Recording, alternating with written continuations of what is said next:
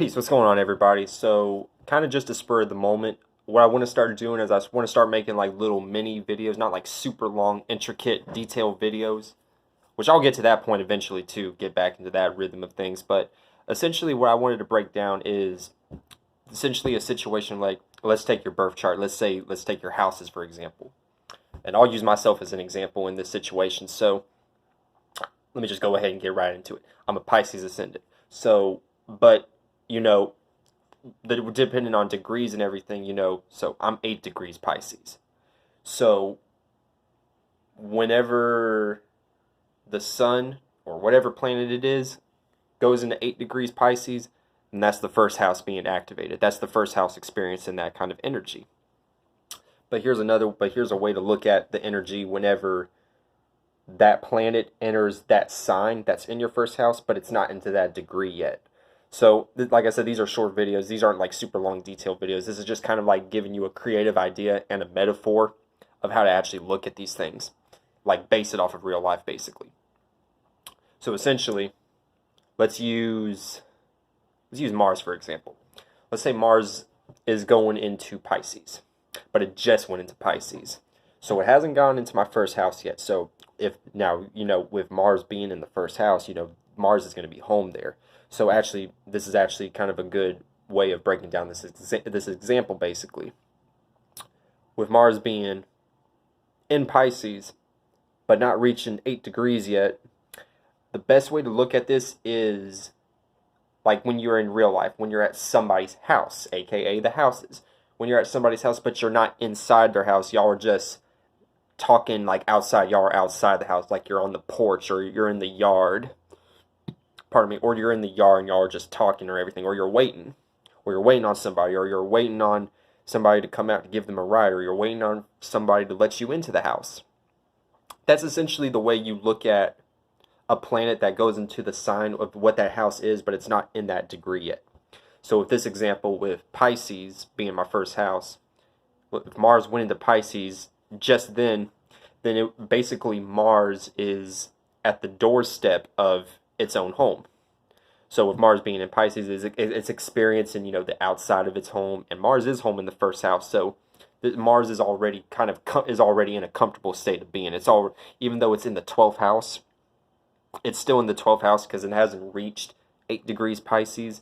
It's still comfortable, and Mars does all right in Pisces. It deals with the water element, which Mars is really genuinely ruled by Scorpio, like first before it went to Aries. You can watch all of Uriel's videos. He breaks down the beginning of the house systems. Go back and look at that. It's not what you think at all. It's a much, much, much deeper system than what it really is.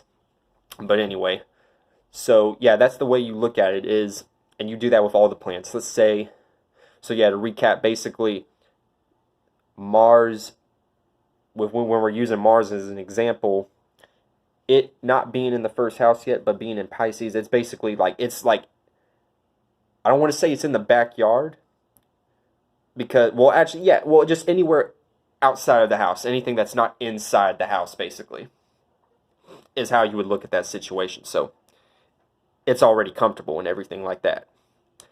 Now, when we're using the second house as an example, my second house, if I'm a Pisces ascendant, my second house is Aries. But my second house is 20 degrees Aries. So, and that's crazy because that's like a long gap. So, my first house covers a majority of Pisces, and my first house actually also covers a majority of Aries too. So, when we're still using Mars as an example, once Mars goes into Aries, it's still home in the first house, but now it's not only home in the first house, but it's also in Aries. So it's playing out on the higher octave level, and it's playing out in the level of that we're seeing right now when it's playing out through our houses, basically.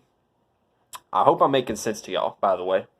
So with that being said, when Mars is in Aries, but not into the second house yet, and the second house would so the second house is work, basically. When we're talking about the examples, like Uriel says, when a planet is detrimented, or how astrologers say detrimented, it's basically a planet being at work, And, nobody really wants to, be at work because it's not really the place we want to be. We don't want to really deal with these people that we don't feel like we have to deal and we have to, like, put on a mask, basically. That's the thing when a planet is detriment. It's like you have to put on a mask. You have to fake it till you make it, basically, like that. We can go, I can make videos breaking down, what I'm saying, I can break down my own perspective of how these energies play out as far as detriments, especially when it comes to the sun, because I'm an Aquarius sun sign and the sun is detriment in Aquarius. So we could talk about that all day if we wanted to. I could make a whole video about Aquarius if I wanted to, about any of the zodiac signs, really. But anyway, this isn't about that. This is about the houses. So with Mars being in Aries, but still being in the first house because it covers, like I said, from 8 degrees Pisces to 20 degrees Aries is my first house. So basically, this is a way to kind of break that down.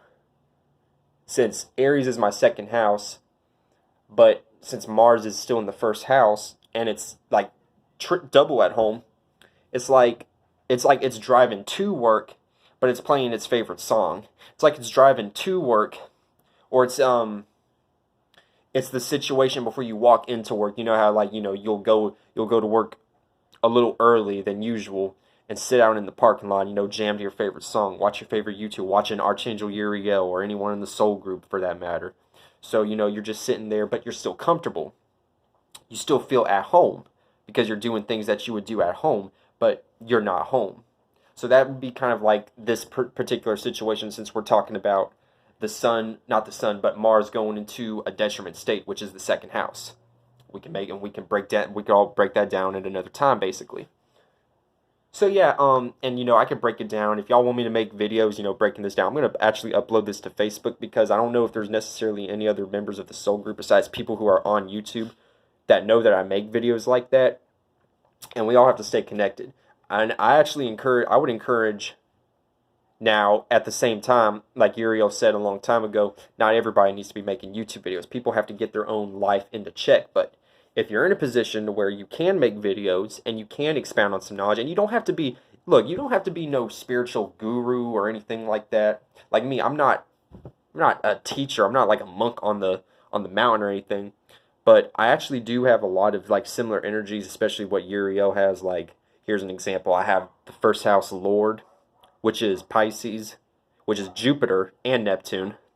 And that's in the ninth house. And I actually naturally have Jupiter in the ninth house in Sagittarius. So that energy just resonates. Like, it's more of a situation where I feel confident, even though I'm not, like, I didn't go to school for X amount of years to study astrology and these houses and everything. I have a couple astrology books and everything like that. But the best way to really learn astrology is just to go out in real life.